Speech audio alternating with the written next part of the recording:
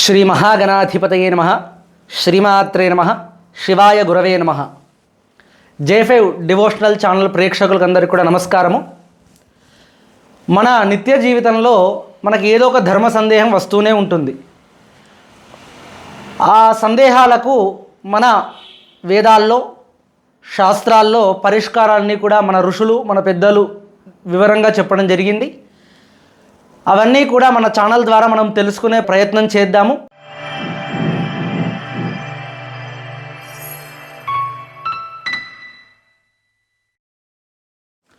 ఓం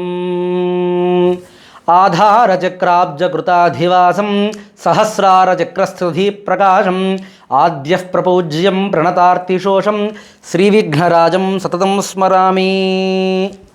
అస్మద్గురుభ్యో నమః. మనము ఏదైనా క్షేత్రానికి తీర్థయాత్రలకు వెళ్తూ ఉంటాము. యాత్రలకు వెళ్ళినప్పుడు మార్గ మధ్యమున లేదంటే ఆ యొక్క క్షేత్రం దగ్గరలో నది ఉంటూనే ఉంటుంది. గంగా నది, యమున, సరస్వతి, తుంగభద్ర, కృష్ణవేణి, ఈ విధంగా ప్రతి క్షేత్రాల్లో నదులు మనం దర్శిస్తూ ఉంటాము. నదీ స్నానం ఆచరించి భగవత్ అనుగ్రహాన్ని పొందుతూ ఉంటాము. అయితే చాలామంది ఒక తప్పు చేస్తున్నారు. నదీ తీరానికి వెళ్ళినప్పుడు లేదంటే ఏదైనా ప్రయాణం చేసేటువంటి సందర్భంలో నది కనిపించినటువంటి సమయంలో ఆ నదిలో నాణాలు వేస్తూ ఉంటారు, వేసి నమస్కరిస్తూ ఉంటారు. మన పెద్దవాళ్ళు శాస్త్రం ఏం చెప్తుందంటే ఎట్టి పరిస్థితుల్లో కూడా నదులలో ఇప్పుడున్నటువంటి ఈ తరంలో ఉన్నటువంటి నాణాలు వేయకూడదని మన శాస్త్రం చెప్తోంది.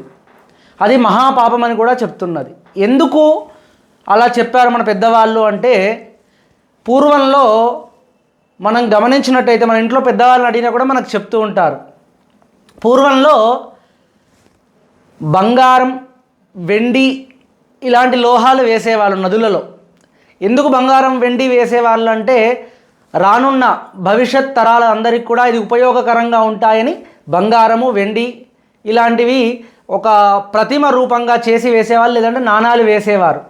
తర్వాత కాలంలో రాగి నాణాలు వేయడం అనేటువంటిది ఒక విశ్వాసంగా మారడం జరిగింది. అయితే రాగి నాణాలు ఎందుకు వేయాలి అంటే, మనకు రాగి నీళ్ళు, రాగి బిందెలో, రాగి చెంబులో నీళ్లు తాగితే దేహము దృఢంగా మారుతుంది, రాయిలాగా అవుతుందని మన పెద్దవాళ్ళు చెప్తూ ఉంటారు. కాబట్టి దీంతో పాటుగా రాగి నాణాలు నదీ జలాల్లో వేయడం ద్వారా ఆ నీరు కూడా శుద్ధి చెందుతాయి. ఆ నీరు తాగడం ద్వారా ఆరోగ్యము, శ్రేయస్సు కలుగుతుందని చెప్పేసి మనందరికి కూడా తెలిసినటువంటి విషయం.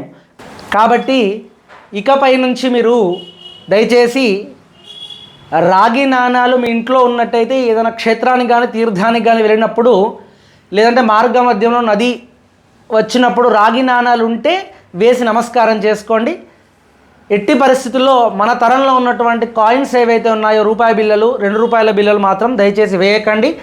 అవి వేయడం ద్వారా పుణ్యం రాకపోగా లేని పాపం అనేటువంటిది మనకు వస్తుంది. కాబట్టి అవి దయచేసి వేయకండి. ఎందుకు వేయకూడదు అవి అంటే, ఇప్పుడు మన తరంలో ఉన్నటువంటి కాయిన్స్ అల్యూమినియం, స్టెయిన్లెస్ స్టీల్ ఇలాంటి లోహాలతో తయారు చేస్తూ ఉంటారు. కాబట్టి అది వేయడం ద్వారా ఆ నీరంతా కూడా కలుషితం అవుతుంది. కాబట్టి దయచేసి వేయకండి.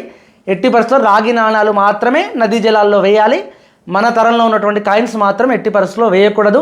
ఇలాంటి తప్పు ఇంకోసారి చేయకండి. మన సంస్కృతి సాంప్రదాయాలను ఆచరిద్దాము, భగవత్ అనుగ్రహాన్ని పొందుదాము. శుభం. స్వస్తి.